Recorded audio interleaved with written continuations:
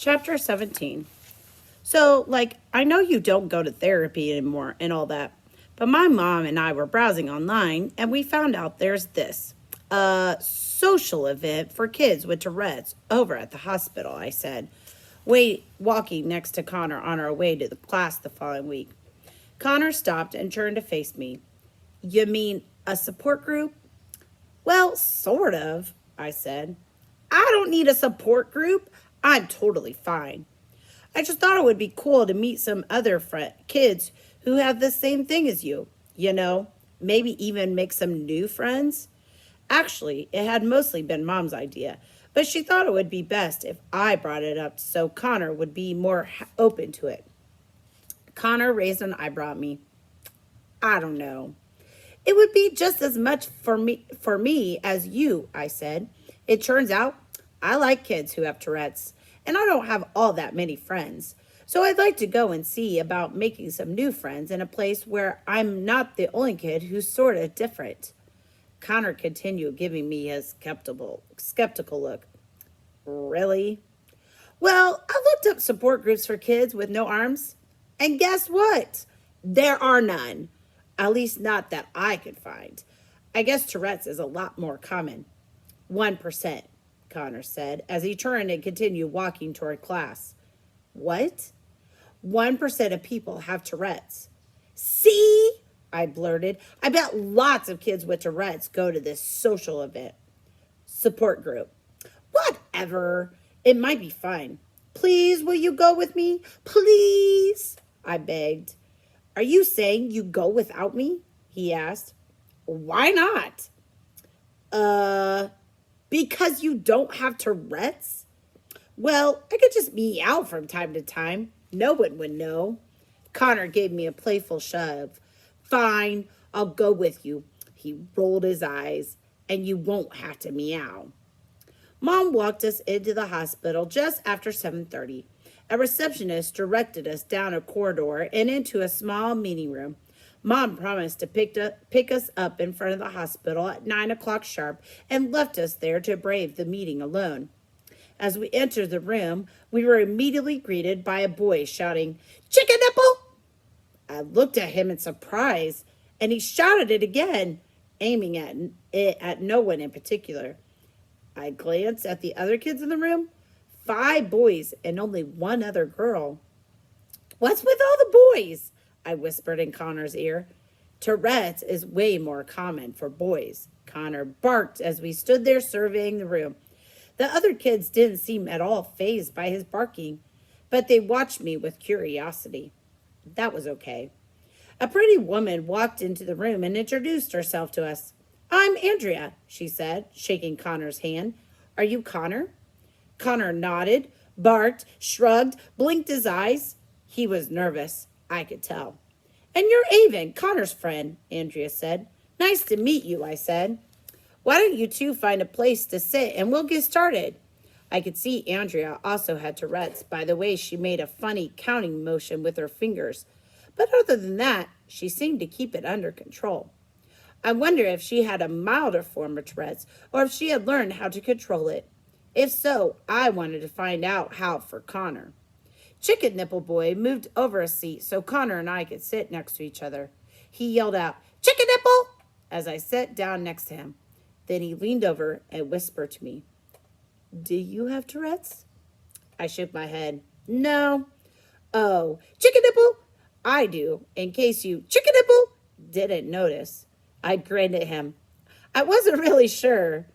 I'm Dexter, he said. Chicken Nipple? I'm Avon. Well, Andrea said, sitting down at the circle, I guess we could get started. Everyone, we have a couple of new friends with us tonight. She turned to us.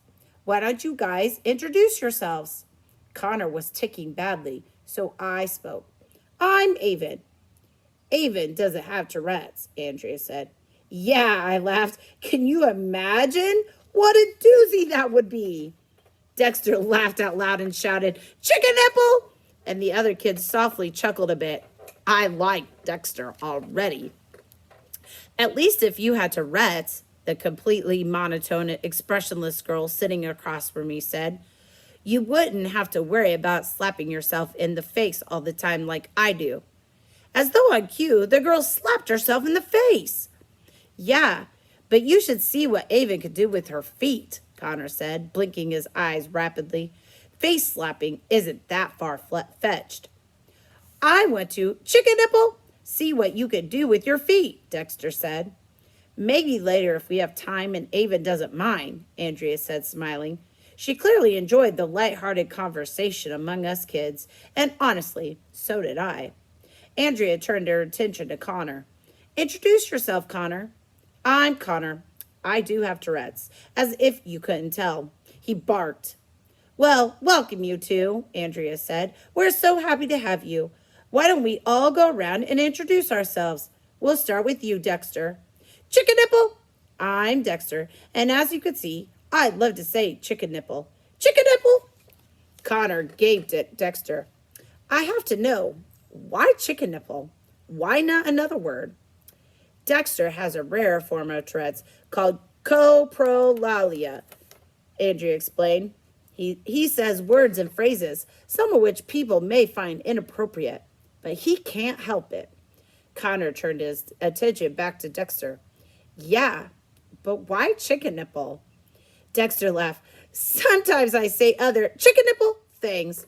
I'm glad when it's just chicken nipple. Chicken nipple! Sometimes I say barbecue or pirate ship or I love bubble bass and some chicken nipple other things. Sometimes I say my own name, which is really embarrassing for some reason. One time, I went through a short period, chicken nipple, when I said, I'll punch a baby, every time I saw a baby. That was awful. Chicken nipple! People would run away from me with their chicken nipple babies. Dexter looked at me with a straight face. Chicken nipple?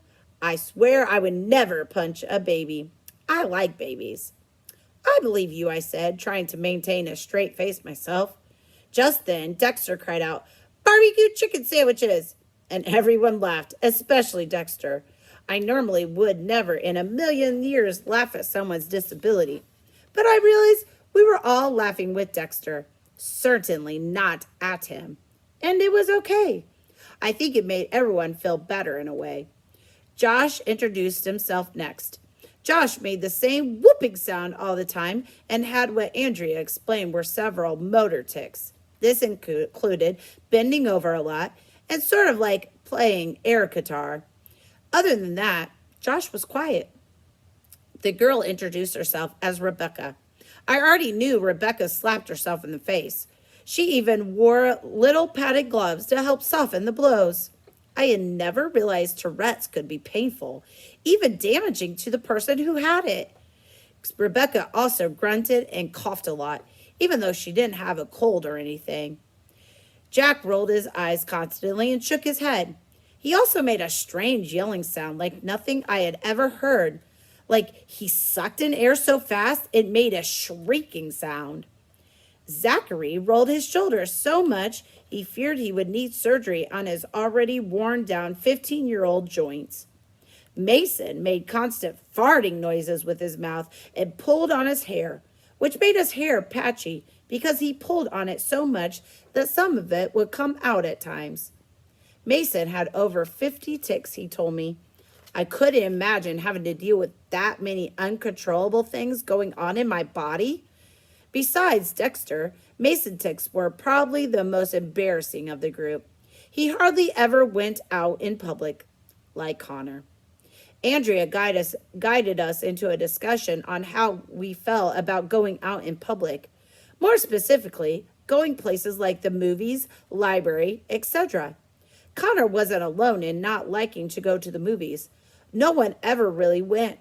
Rebecca was the only one who felt okay going to most places because her vocal tics weren't as loud as the others. It could almost sound normal at times if you assumed she had a bad cough or something. People still got annoyed by her frequently, though.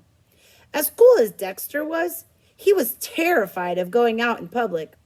I guess he said, I'll punch a baby in front of some dad holding a baby in the drugstore one day, and the dad nearly attacked him. Had Dexter's mom not intervened, it could have been bad. Once again, I thought if he had been wearing a t-shirt explaining he had Tourette's, maybe the situation could have been avoided. Dexter also had obsessive compulsive disorder, which Andrea explained often accompanied Tourette's. It was hard for him to leave the house because he worried so much that the stove and oven were on at home. He even asked if he could call his mom a couple of times during the meeting so he could have her check them. Andrea let him. It sounded as though most everyone's parents were supportive and understanding of their Tourette's. Well, everyone except Connor's parents.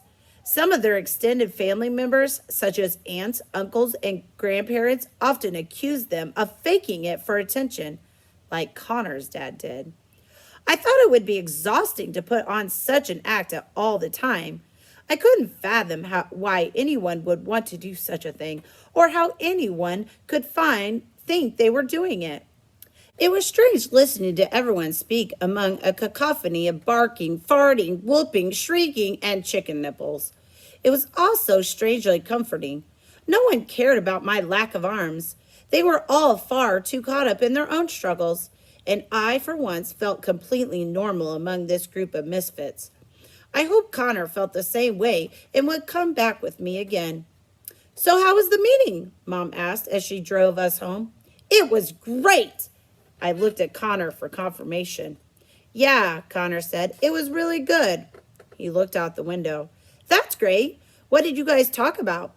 "All kinds of stuff," I said, "like what everyone's tics were and how they felt about going out in public and things like that." I could see Mom watching Connor in the rearview mirror. "Do you think it was helpful, Connor?" He said absent-mindedly. "I asked if you thought it was helpful," Mom said again. Connor shrugged. "I guess so. Yeah, it was nice to meet other kids like me. What?" I asked when Connor trailed off. "I'm worried I'll start swearing like Dexter." "I don't really think of chicken nipple as a swear word," I said. "You know what I mean." "You heard Andrea," I said. "That's pretty rare." "Yeah, but Dexter started out like me too, making strange noises and movements, and then one day he said chicken nipple and everything changed. I guess I'm afraid the same thing will happen to me." I couldn't see Connor's face as he gazed out his window. Things are hard enough the way they are. I can't imagine how hard it would be if I started saying obnoxious things all the time. I think I'd rather have brain surgery at that moment. "You shouldn't worry about it," I said. "I think the more you worry about it and stress yourself out, the worse your tics will be. And maybe if you start saying words, it will just be normal stuff like, 'I love African safaris,' or something like that." Connor chuckled. "That's normal?" "Yes, for someone who loves African safaris." "I don't think you should think about it too much." "When's the next meeting?" Mom asked, obviously trying to change the subject. "Next month," I said. "They meet once a month. We should go back because we're going to talk about relaxation and how it can help when we're out in public." "You mean when we're out in public?" Connor said. "You don't have to worry about that stuff, Avon." "Maybe not that kind of stuff. I may not have tics, but I still have to deal with people staring at me and treating me like I'm different." "Yeah, but you don't call attention to yourself. I think I'd give up my arms to get rid of my Tourette's." "Don't say that," I said. "I like you just the way you are." "Really?" Connor gave me a skeptical look. "Yep, tics and all."